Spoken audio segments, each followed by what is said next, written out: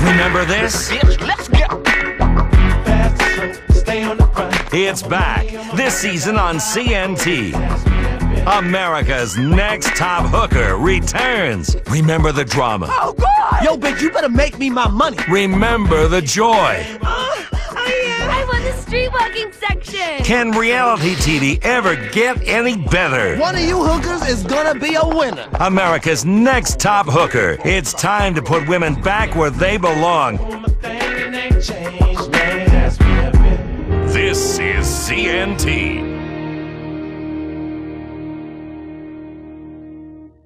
CNT has all your favorite movies. Wednesday at 9 Eastern. It's the smash hit movie, Bad Girls. Car wash fundraiser.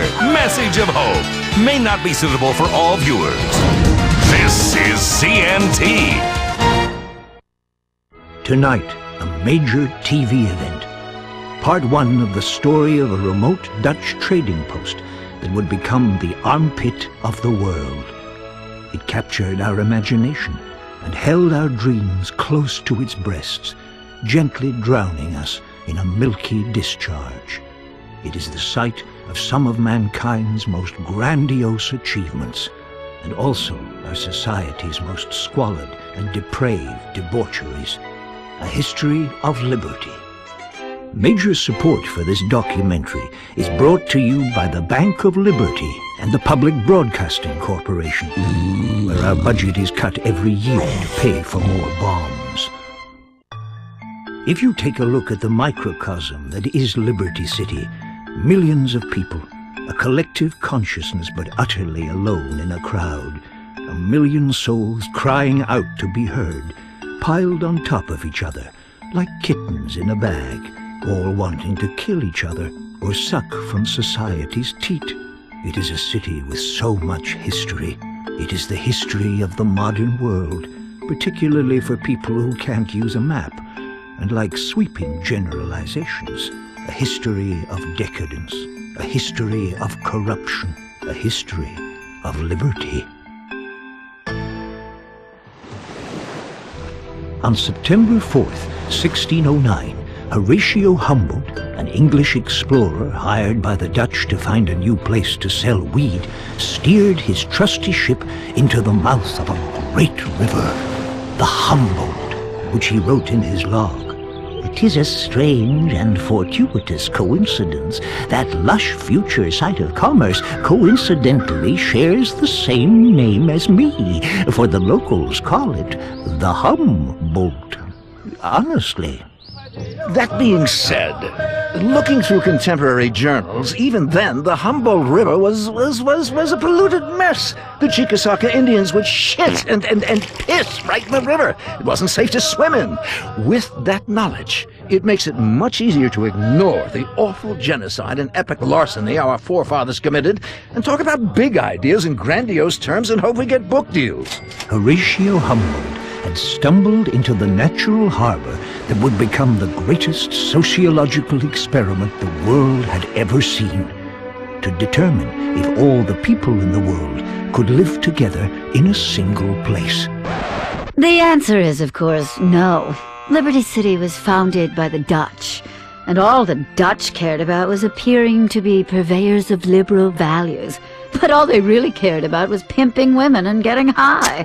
They were, in effect, well, I guess the first rappers. They wanted to find a place where they could party and kill people. Knowing this, it does make the act of highway robbery that our forefathers committed with regards to the Dutch a lot easier to forget, and we simply mask it in patriotic foundation myths. Unlike other cities in the New World, founded to facilitate new forms of religious persecution by lunatics who'd been run out of Europe by liberals, Liberty City was founded not to promote religious intolerance, but instead the other central tenet of Western European society, getting rich off of other people's work. You have to understand that when the Europeans arrived, the people that met them were savages. Can you imagine landing in a foreign land and being surrounded by men in loincloths? It's sort of hard to concentrate on fending off bubonic plague or sleeping with your pretty little 14-year-old wife when there are savages with no clothes running around. Luckily, we had a few tricks up our sleeve for dealing with them.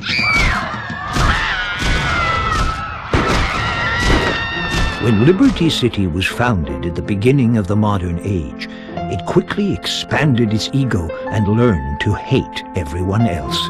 Cities that were 3,000 years old couldn't hold a candle to the undisputed, self-appointed capital of the world.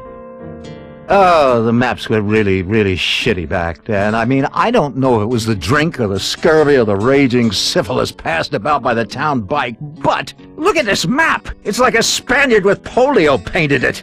It's one of the reasons people took so long to get anywhere. I mean, the shitty maps.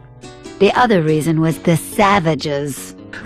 Advertisements were sent back to Europe, promising settlers a new life in a new city that had 24-hour convenience stores, roller coasters, and the entertainment of a nightly hanging at the gallows. All the things civilization had brought to bear on this land. All of Europe wanted to come see what freedom was really like.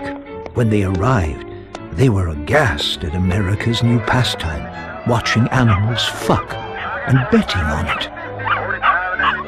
Yes, well, this truly was the city of the future.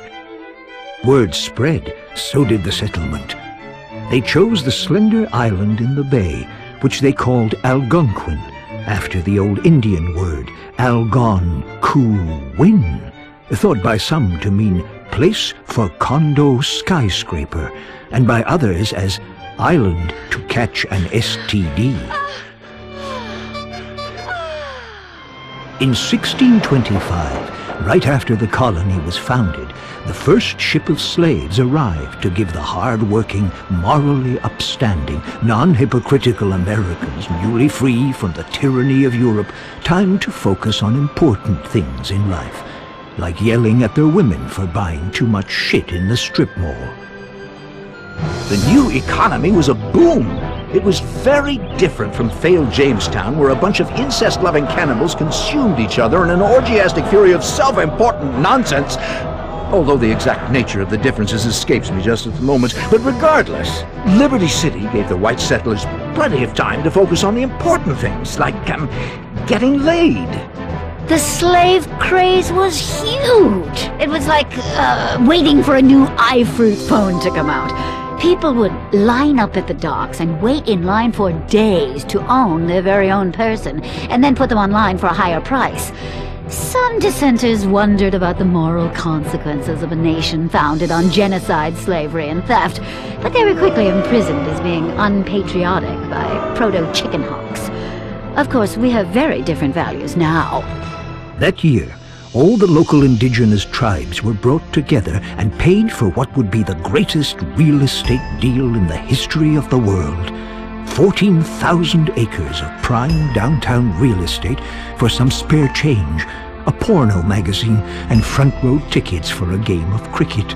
Cricket is the most boring game ever. What do the British know about sports? They're all gay. The Dutch had a land of plenty. They traded beaver skins, a 17th century version of wife-swapping, and partied late into the night. But founding a country on getting shit-faced and working slaves was trouble from the start. It hadn't worked for the Greeks, and it wouldn't work for the Dutch. 4,000 miles from home and no internet connection to read up on soccer scores, the populace became disenchanted. The colony's deep-seated racism and love of 24-hour shopping would begin to prove to be its undoing.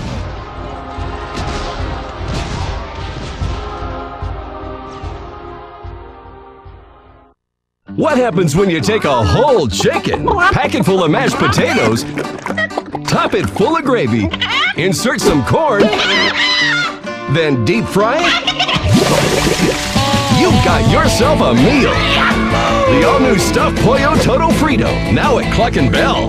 The meal in one just got massive. Cluck and Bell.